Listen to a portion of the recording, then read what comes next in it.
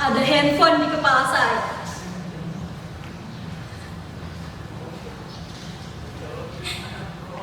Setiap malam, setiap kali saya membuka buku-buku itu, setiap kali saya mencoba untuk khusyuk membaca, tiba-tiba suaranya terdengar.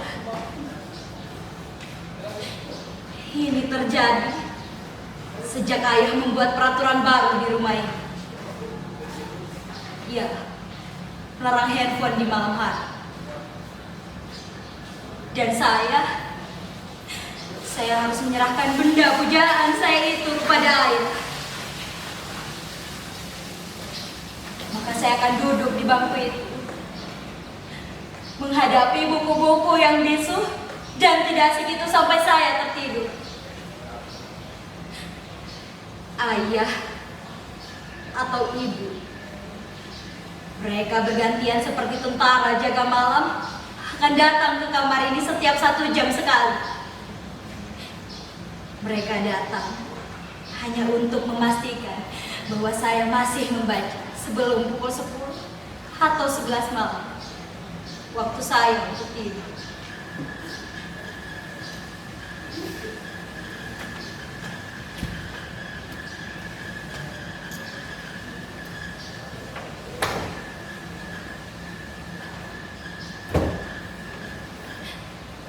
Pintu itu tidak boleh saya kunci sebelum waktu tidur tiba.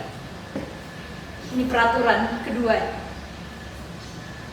Dan sebentar lagi, sekitar 15 atau 20 menit lagi, salah satu di antara mereka akan berpatroli datang ke kamar ini.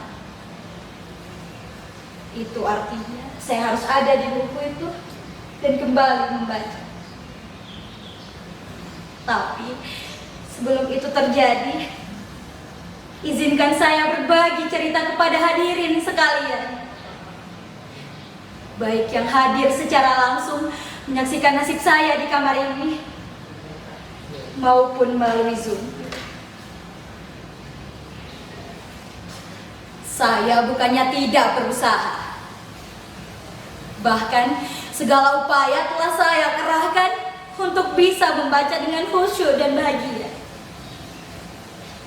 Saya juga sudah memotivasi diri saya dengan berbagai nasihat yang saya ingat, hingga kritik tajam para pakar mengenai bahaya kecanduan handphone.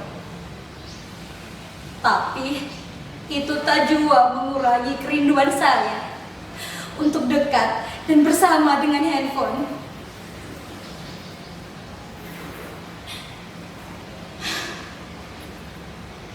Kalau saja mengubah diri dapat dilakukan serenyah ceramahnya Maria Teguh,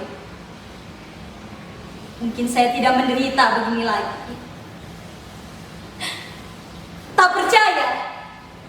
Saudara-saudara tidak percaya bahwa sekarang ini saya sedang dibuli sepi dan dikepung sedih? Apakah tidak terlihat beban itu di wajah saya ini? Disorot mata saya, digetar suara saya, dan di seluruh tubuh saya ini. Ini bukan seperti pertunjukan monolog anak SMA. Ini nyata. Saya benar-benar sedang menderita. Bahkan jika penderitaan saya itu saya tuangkan ke dalam sebuah puisi, saya kira saudara-saudara tidak akan mampu membaca puisi itu tanpa menitikan air mata. Sekarang saya bertanya, siapakah di antara kalian yang mampu berpisah dengan apa yang sudah menjadi bagian dari diri kalian sendiri tanpa teraniaya rasa hampa? Tidak akan ada yang bisa. Begitu pula dengan saya. Pagi, siang, sore, bahkan malam.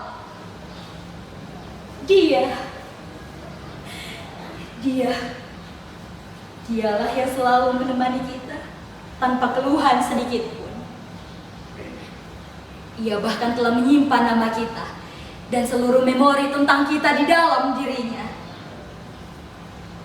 Dan kita telah menyimpan password dan pembuka dirinya di benak kita ini.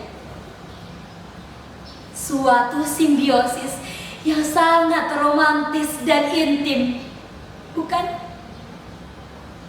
Bahkan kita bisa lebih dekat dan nyaman dengannya daripada sesama kita. Itulah mengapa berpisah dengannya walau hanya saban malam terasa seperti melewati bertahun-tahun kesepian.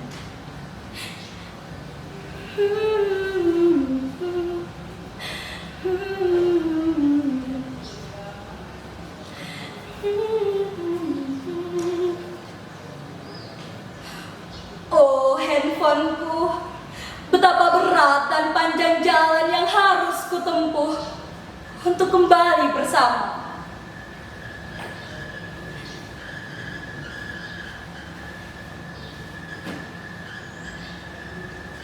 Sejak pertama kali saya mengerti membaca dan menulis, saya menuliskan nama saya ke dalam dirinya.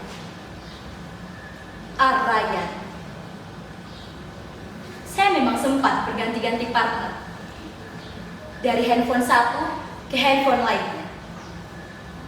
Tapi apapun jenis dan bentuknya, mereka tetap sama.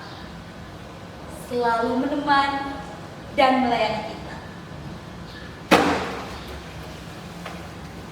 Coba bandingkan kesetiaan dan konsistensi mereka dengan diri kita. Berganti partner, berganti pula sifat dan kebiasaannya. Apalagi pergantian pemimpin. Bisa semakin baik atau malah semakin anjlok mutunya. Maaf, saya agak sedikit ngelantur. Maklumlah, orang jika diterkam sepi dan rindu, pikirannya suka melayang kemana-mana. Jadi bagaimana sekarang?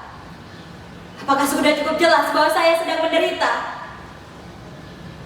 Saya menderita bukan karena hal itu saja, tapi karena saya dihadapkan pada dua situasi secara bersamaan.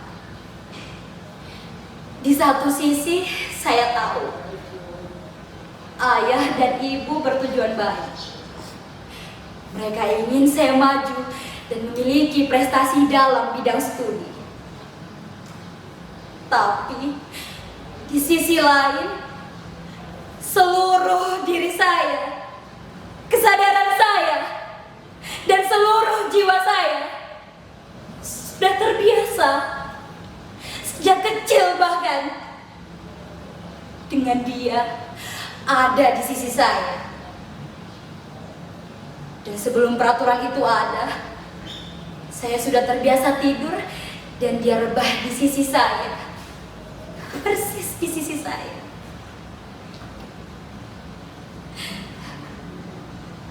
Kadang ketika saya tidak mampu menahan kerinduan kepadanya, saya ambil casingnya dan saya dekatkan ke dada saya seperti ini. Seperti ini. Seperti ini. Dan terkadang saya mengingat masa-masa dramatis kami. Ketika dia lemah dan kritis, saya panik dan bergegas mencari tempat untuk mengisi energi.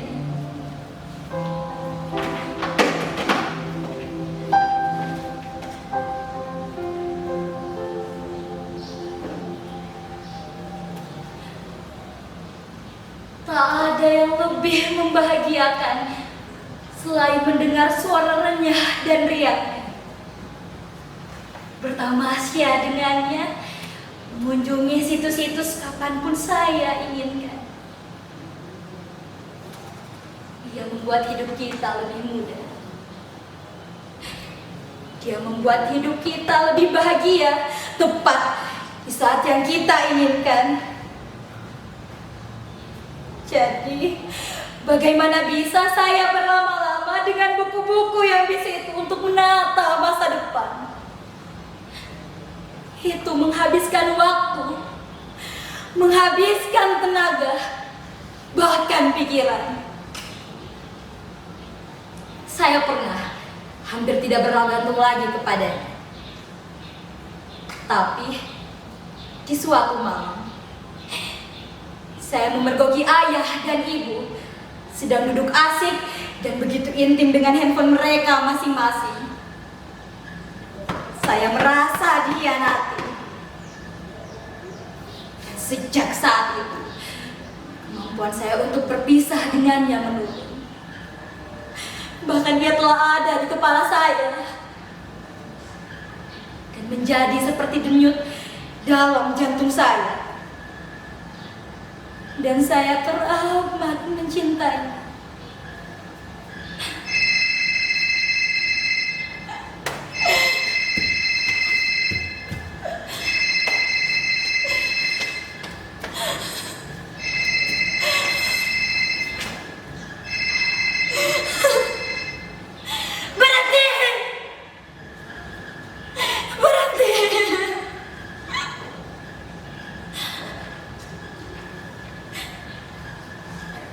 Jangan terlalu dalam.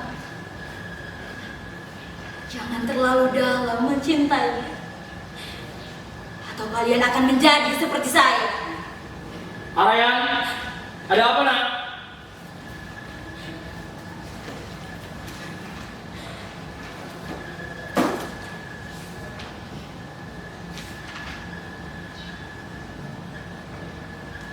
Betapa berat dan panjang jalan yang harus kutempuh. Tapi itulah yang harus aku lakukan untuk mendapatkan kelahiranku kembali.